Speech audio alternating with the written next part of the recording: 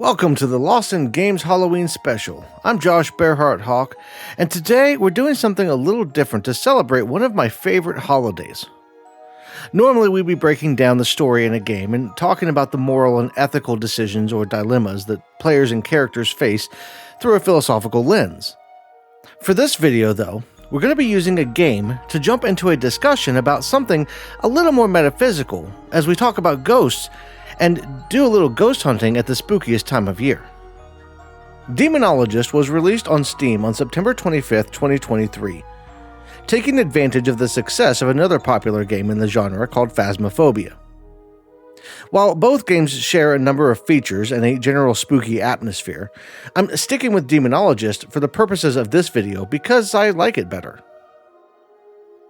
The basic premise of the game is that the player is a ghost hunter who's been granted access to several unique locations that all show signs of some kind of dangerous presence. Jumping in, we're tasked with figuring out what exactly is haunting each building and exorcise or cleanse the offending spirit. There's a lot more to it, but that basic setup should work for the moment, as we need to focus on a couple of other things before we go too far. First, let's talk about why a game like Demonologist would be popular in the first place. The spooky atmosphere and ability to explore creepy, abandoned structures with your friends is obviously a great selling point, but there's more to it than just gameplay. Ghosts and the idea of something existing beyond the reality that we live in have been a part of the mainstream zeitgeist for some time, with the popularity of the spiritual movement in the Victorian era being responsible for many of the legends and ghost stories that we know and love today. From the three spirits that haunted Scrooge in Charles Dickens' A Christmas Carol, to the works of authors like Edgar Allan Poe, spirits and the afterlife have haunted our dreams for centuries. For many, the question of what happens after we die can be answered through a religious text. Heaven, hell, purgatory, and obliteration are among some of the most popular ideas. But many also believe that there is a soul or a spirit that goes on walking the earth long after the human body has failed. And those beliefs have morphed over the centuries, leading to a number of ideas about how one would detect and even communicate with spirits of the deceased. People like the Fox sisters in the mid-1800s claimed they were able to speak directly to the dead. They would hold seances where patrons would trade a bit of coin for a chance to hear from loved ones who'd passed on. Over time, they would prove to be frauds, but the excitement that they created with their events would live on in other ways. A man named William H. Mumler contributed to the spiritualist movement in his own way when he accidentally captured the ghost of his deceased cousin in a photograph in the early 1860s. Of course, the photo was likely a double exposure, showing the translucent image of a young girl standing next to him in the photograph. But it passed incredibly well as a photo containing more than just a living being. Mumler himself confessed in his autobiography that the whole thing started as nothing more than a joke. When a spiritualist friend of Mumler's fell for the gag, an opportunity for riches fell into his lap. The ruse would go on for years, with the most famous client of Mumler being none other than Mary Todd Lincoln, widow of the 16th President of the United States, Abraham Lincoln.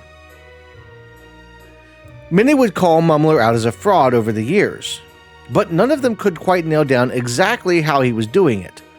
And in the end, he took the secret with him to the grave.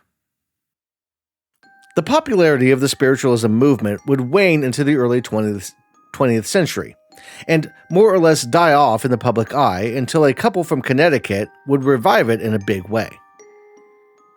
Ed and Lorraine Warren were probably the most mainstream paranormal investigators, making a name for themselves starting in the 1950s and carrying on well into the 1980s with their investigations into demons and spirits.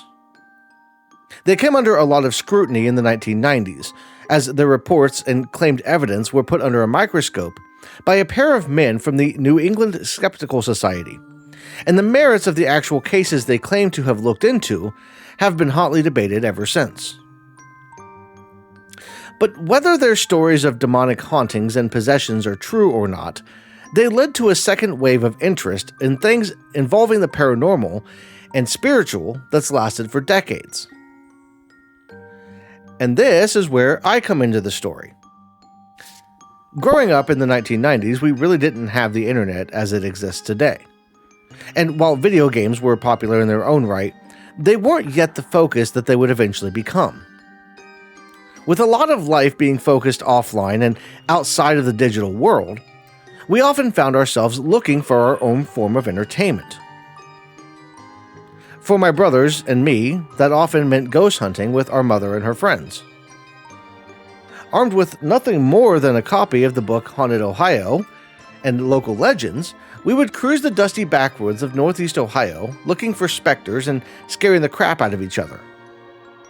One weekend might be spent looking for the ghost of a witch who supposedly caught her husband cheating, and the next we'd be sitting on a dark road flashing our headlights and honking our horn to try and witness the distant headlight of a headless motorcyclist. We didn't have any special equipment, and we sure as hell weren't following any kind of scientific method, but we were having fun and making memories along the way. And that was what ghost hunting was for a lot of people at the time. You might have something like a spirit board or someone in your group who professed a connection with spirits, but at the end of the day, it was all for fun. But nothing lasts forever, and sooner or later, the pastime I enjoyed as a kid was bound to gain some traction on a bigger scale. Enter ghost hunters. While not the first paranormal reality show, it was the first to really take off and hit the mainstream. It was a show that saw a group of paranormal investigators taking on new, supposedly haunted locations on a weekly basis. They'd capture supposed evidence of ghosts using a variety of equipment, from infrared cameras to voice recorders and night vision, and the highlights were can't miss TV for millions of viewers every week. From there, the genre grew exponentially, as more and more people saw the potential for profits and fame. And over the subsequent 20 years, we would see more TV shows and paranormal YouTube channels than anyone would have thought possible.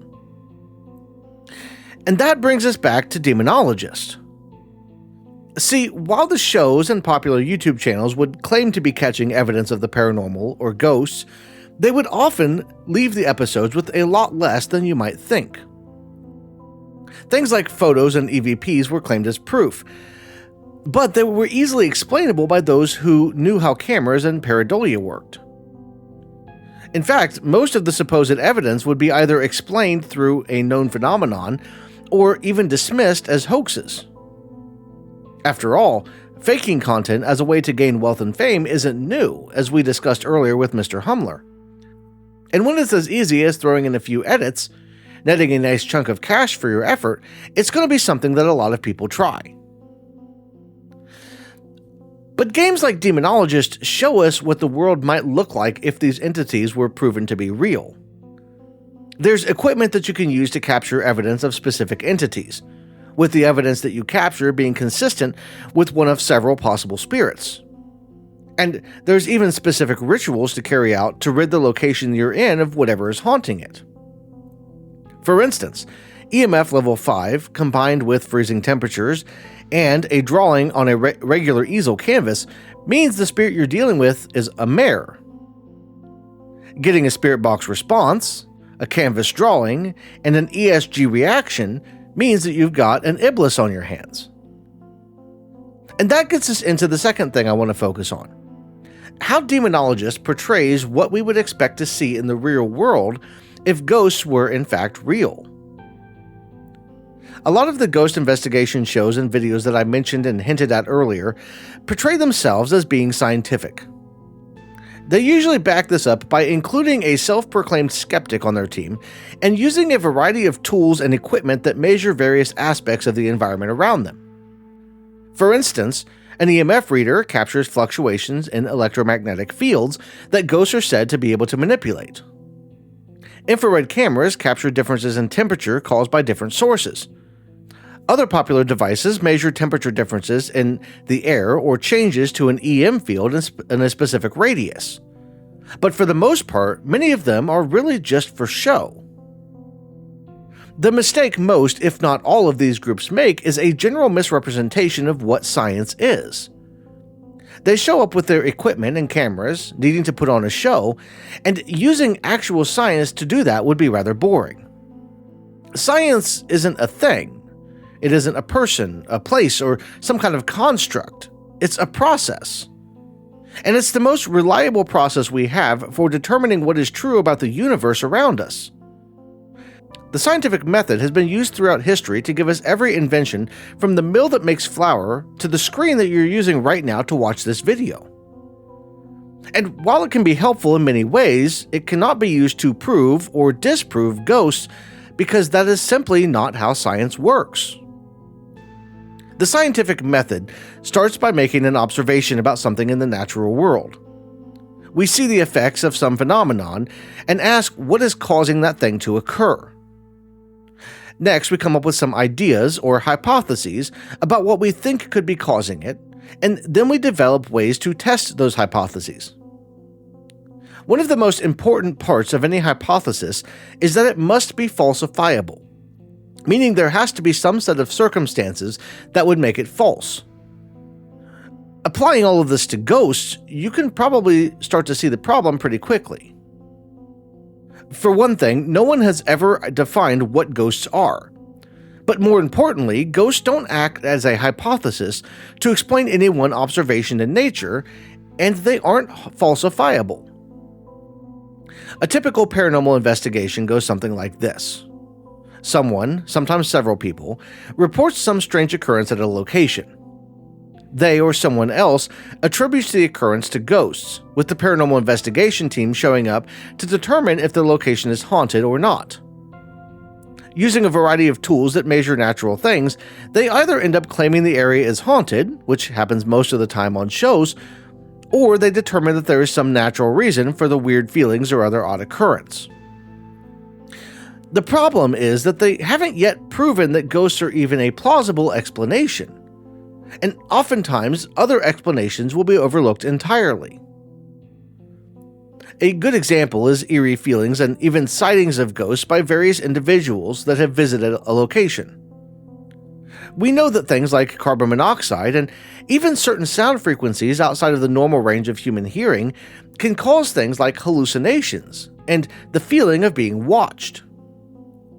And while we've shown through scientific studies like the Haunt Project that EMF and infrasound are viable, natural, possible explanations, ghosts have yet to be shown to exist, let alone be the cause for any experienced phenomenon. But Josh, I hear you saying, you're speaking from a strictly academic viewpoint. Studies in labs are one thing. If you were to just visit some of these places, you would feel differently. Well, how about a visit to a place seen as one of the most haunted spots in West Virginia, and maybe even the world? This past April, I took an overnight trip to the Trans-Allegheny Lunatic Asylum in West Virginia, in an attempt to see if I could experience anything that could be considered paranormal. Alright, so we are at the Trans-Allegheny Lunatic Asylum, the Weston Mental Hospital, I think is what it's called. I'm going to be doing a whole breakdown on it. This is the middle of the video, so you'll understand if I don't remember everything off the top of my head right now. But what I wanted to talk about here was, so we've been participating in a ghost hunt, which is cool for the history for me. Also cool for the chance to actually be in a place that's supposedly one of the most haunted places in the world, and it's supposedly a place where you get a lot of activity, a lot of paranormal stuff, ghosts and all that kind of thing. So we've been going around and we've been taking pictures throughout the night and capturing some video and little things here and there. So I'll be sprinkling those in throughout. But I wanted to talk a little bit about the ghost hunting process. So something that I know has been a thing for a long time in the ghost hunting community. There's all of these things that are considered, evidence of ghosts and evidence of the paranormal and that kind of thing. And the reality of it is that when you're in a place like this, for one, it's kind of creepy. For two, there's a lot of history here. There's a lot of horrible, horrible things that happened. And So you come here expecting to find something. You're already spooked out. You're already unsure of what you're going to find. And then little things keep happening. And it might be something as simple as a ball rolling across a floor in a room, like one of the rooms we were in earlier, where a little girl had passed away. Or it might be a sound that you hear. It might be some creaking, some footsteps, whatever it happens to be. And a lot of times people will attribute these things to ghosts, right? Because that's what you want. That's what you're looking for in the first place. But the truth of the matter is that you can't attribute them to any one thing in particular for sure. So one of the things that's been a big thing in the past few years was using the scientific method, or people claiming that they're using the scientific method or using science to prove ghosts. And in reality, that's not how it works. So when you are at a place like this, if something weird happens, if something unexplainable happens, you don't just get to jump to ghosts. You have to, one, try and figure out what it could have been. You have to be able to rule everything else out. Whether it's a draft blowing through, whether it's if you have an low recorder and you think you got an electronic voice phenomenon, like EVP, you have to be able to debunk and figure out what could have caused this. What's an explanation for this, right? And even if you can rule out every possible known explanation, you still don't get to just jump to ghosts and say, well, it must have been a ghost, because we don't have any evidence. We don't have ghosts aren't a thing that we know exists, right? We haven't been able to prove something like a ghost. It would be as a possible explanation. There's a million possible explanations that it could be, and you can't just jump to something as like ghosts, right? If you can come back to a place like this and you can go time and time and time again, and you find the same phenomenon happening over and over again, well, now you've got the start of trying to figure out what might be causing that thing, if it's something that we don't have an explanation for. A lot of times the explanations are actually really, really simple. When it comes to the ghost hunting tools, for instance, all of those have a very reasonable scientific explanation. We were down on the second floor earlier, and a couple of people have a flashlight, one of the little flashlights you can twist on and twist off. And that's been a very popular thing for ghost hunters to use. But there is a known reason for why those things turn on and off, and you don't have to be in a haunted location. You can just turn it just enough, right? And the little metal coil inside heats up or cools down, which is what turns on and off the actual flashlight. So that is something that is a more likely explanation, something we know causes this kind of stuff that you can see outside of a supposedly haunted location. The same thing with EMF. EMF detectors will detect electromagnetic fields that are flying around, and those fluctuate. They move all around. And sometimes they might seem like they are moving in response to what you're saying. That's not really usually the case. If you're on a real investigation, if you're actually trying to figure out and you're looking for ghosts, 9 times out of 10, we're here for 8 hours tonight. And I think most people that are looking for stuff over that course of that 8 hours, 7.5 hours of it will be nothing really happening. And then 30 minutes will be like little things. Most people don't realize, because you see like the TV shows, you see the YouTube channels where it's the ghost hunters and stuff's happening all the time. That's not actually the way it is. When you go to places like this, it's not things happening all the time. It's things that happen throughout the night. And it's not repeatable. It's not something that you can say that this is going to happen every single time. I know it's happening every single time. It's something that's, and that's why it's so difficult to pin down. Maybe ghosts exist. That's a possibility. But we don't have a definition for ghosts, and we can't use them as an explanation when you don't know what caused something. The correct answer is, I don't know. That's what science is all about. So I'll probably do another recording at some point, just if something else pops up that catches my interest as we're recording. I'll probably even record a little bit more, just in general, in some of the more creepy locations, to talk a little bit about them while I'm in those locations, because there's some down there that are like really tragic areas, some things that happened that were really awful. So I want to talk about those, but that's all I got for now. First of all, I'll just say that the asylum itself was amazing to visit, and I'd highly recommend it for anyone that's interested in the history of mental health in the United States, or who just wants to step back in time and see how things were a century ago. I personally love history, and going to overnight ghost hunts in some of these historic places is the best way to really get the chance to experience the places that affected the lives of so many in a way that most people on the average tour would never get. That note aside, we spent the majority of the 8 hours walking around and exploring each floor one by one. The tour guide, who was awesome by the way, gave us some brief highlights and places to check out at each stop, highlighting not only the supposed hauntings, but also the sad history of the building. So I wanted to record a little bit in this room as well because we are in near where Solitary was at on floor 3. And funnily enough, they've got a bunch of solitary cells going down the hallway there. And I'll have to get some video footage of that with my cell phone, I guess. I don't know. But I wanted to do this room because it is apparently a room where they had solitary, but it was for groups, which makes zero sense. So they would put people who were in trouble, I guess, in this room together. And that turned out bad for a guy named Dean. I want to say it was Dean. Yes. Okay, I couldn't. I'm bad with names in person, let alone with ghosts, right? But apparently this guy was, he wasn't all there, right? And he was in here with two guys who were kind of assholes, for lack of a better term. They hung him from a pipe that's up here, and that only lasted, he didn't die from that. They brought him down, he was passed out, and they put him under the bed with a post, put the post on his head, and then jumped up and down the bed. I'm not going to get graphic, but you can kind of figure out what might have happened during that time. So I thought that was kind of one of the examples of just some of the really horrible stuff that happened here. Even if it's not haunted, it is a statement for how bad humanity can be to each other. To stick people who are supposedly having trouble mentally in a place, in a building where they're all cooped up together and treating them all like animals, basically.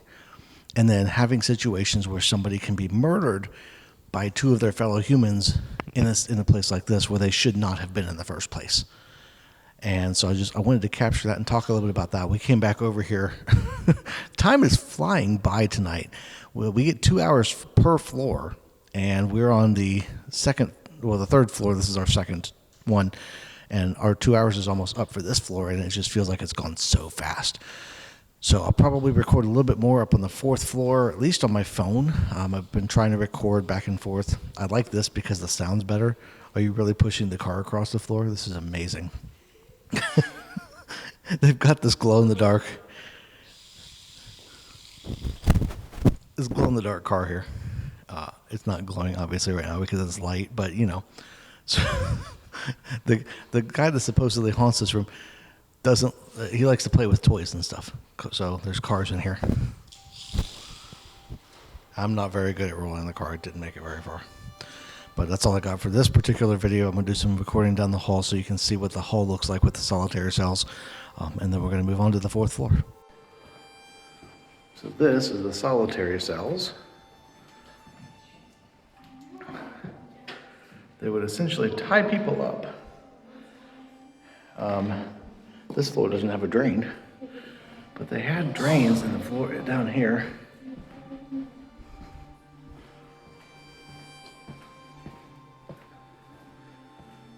So this floor in particular had a drain in it. They would tie people up and leave them in there for days at a time. So, not great.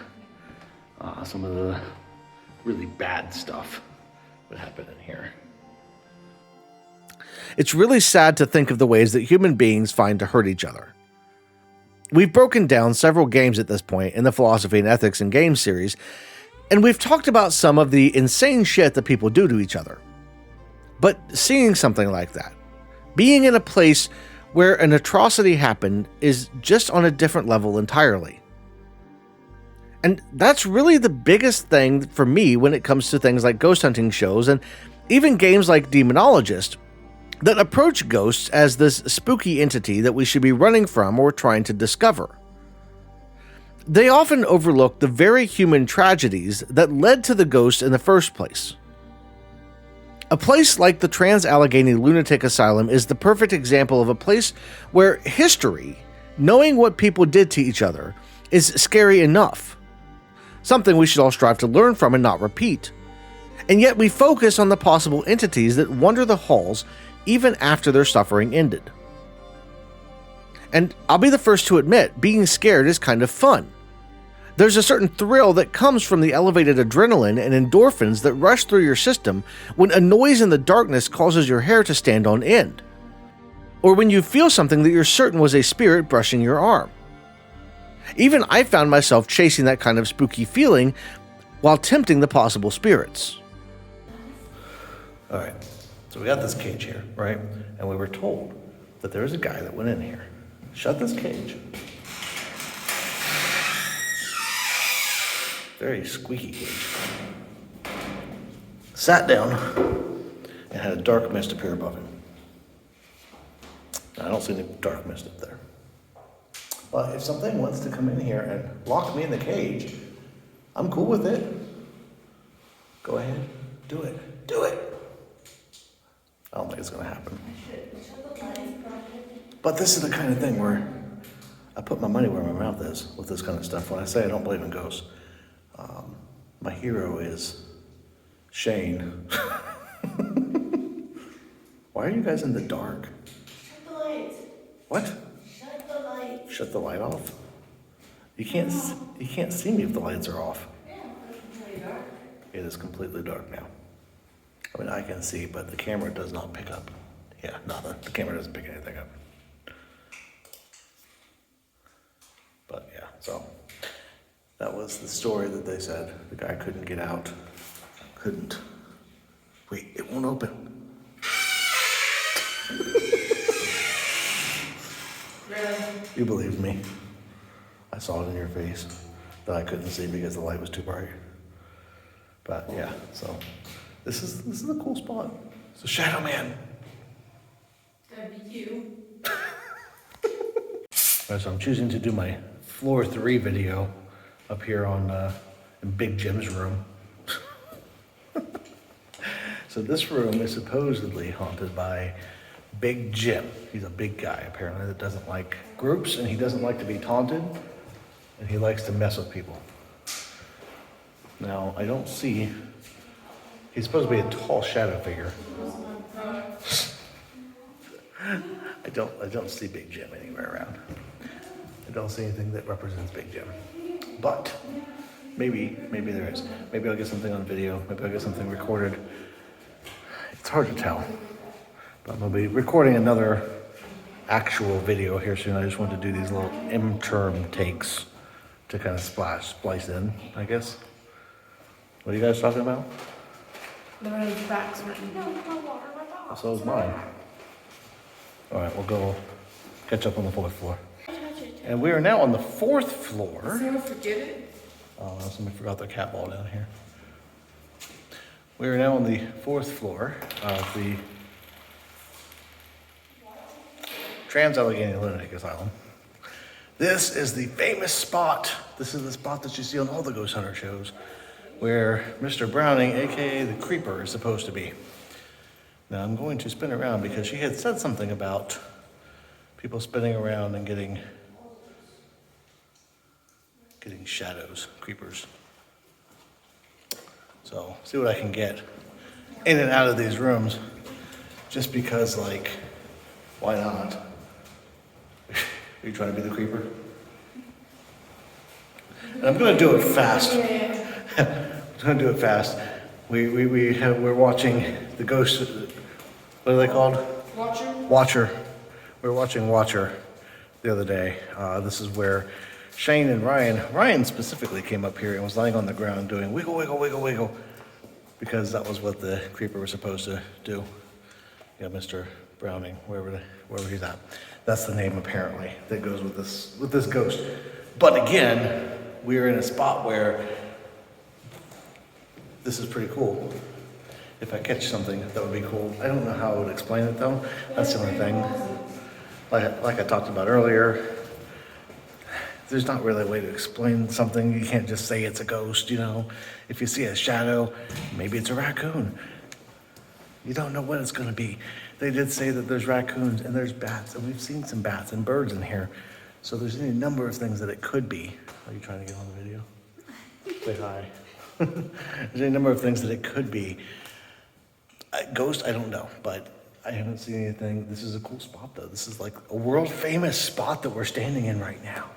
So, and there's a wheelchair down the hallway.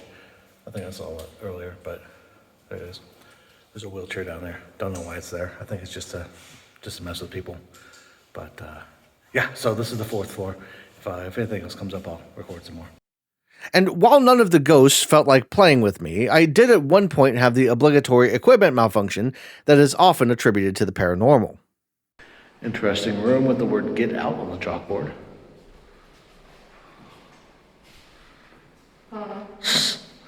You gotta get some videos for your YouTube channel.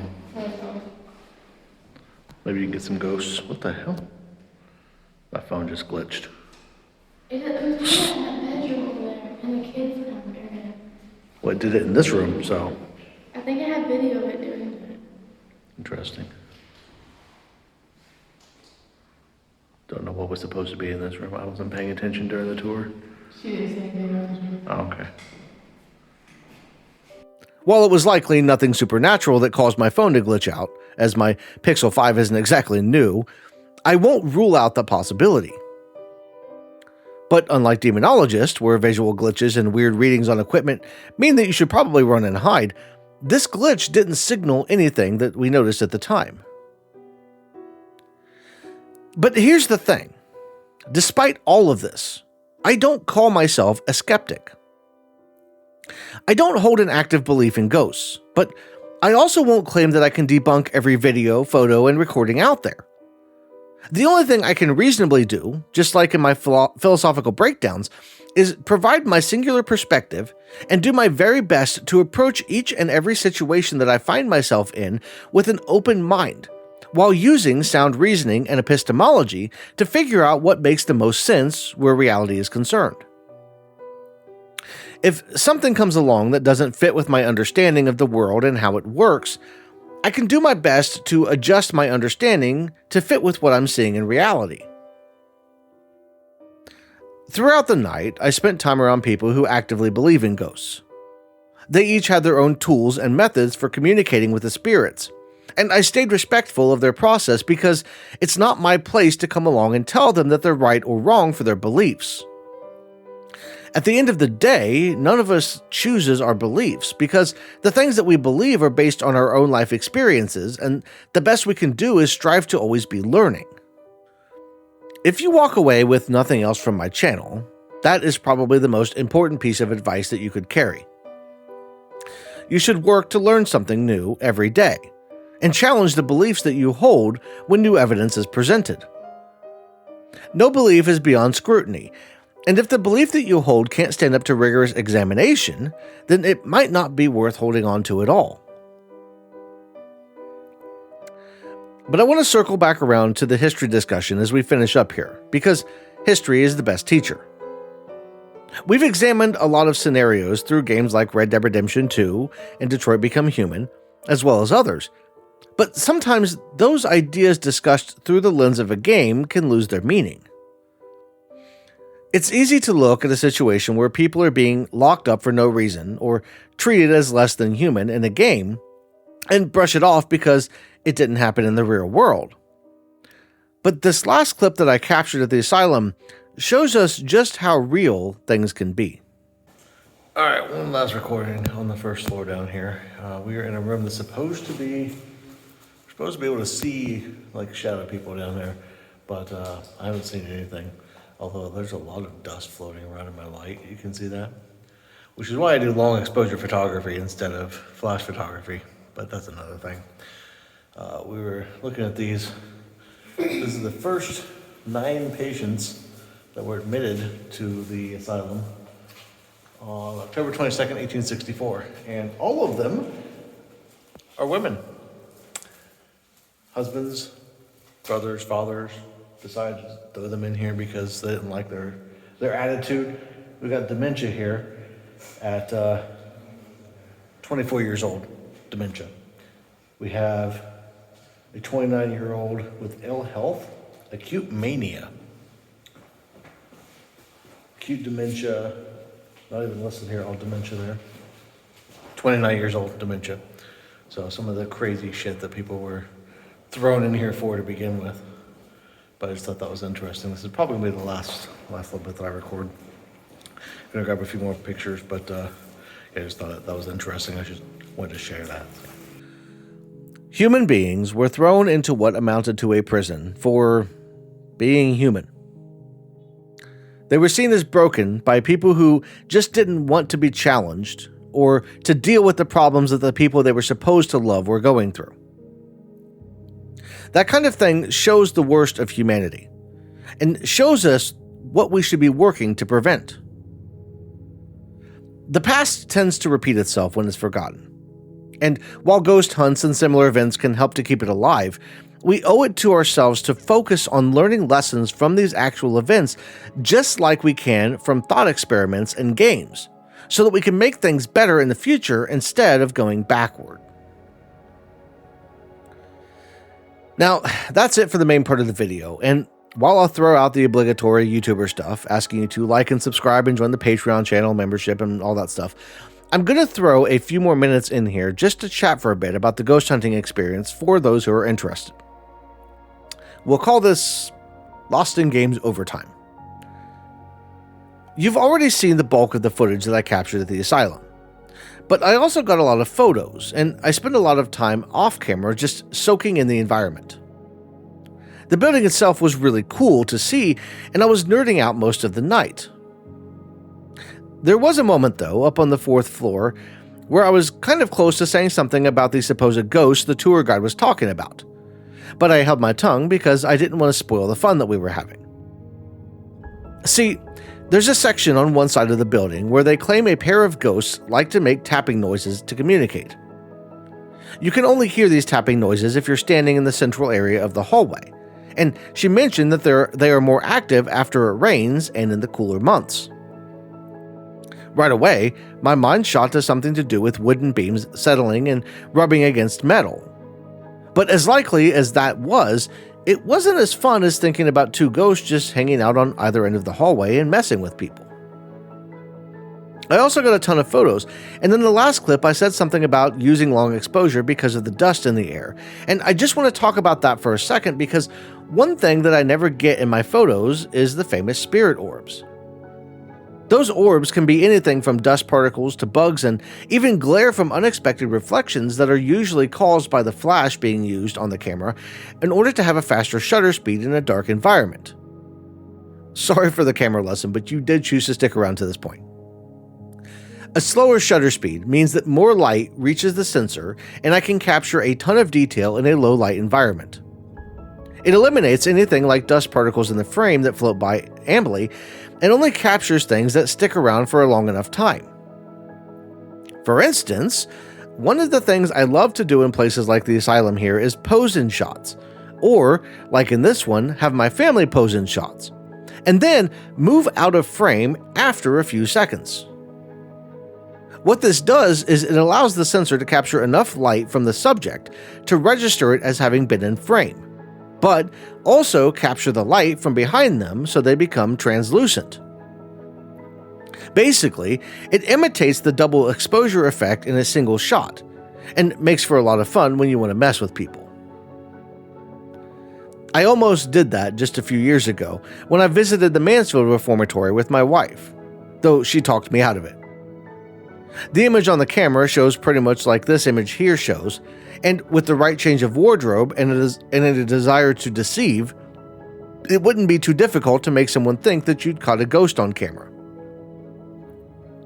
And that's true for older film cameras too, as the long exposure isn't exclusive to the digital age. Just something to keep in mind with some of the older photos that you might see online. For those who might be interested in seeing my trip to the Mansfield Reformatory, it does exist on YouTube, and you can check it out if you'd like. I'll link it in the description down below. With that, I'll officially end the video here. If you stuck around to this point, you're a rock star, and your very existence in this world makes it a better place. I hope you all have a great rest of your day, have a happy Halloween, and I'll see you in the next one.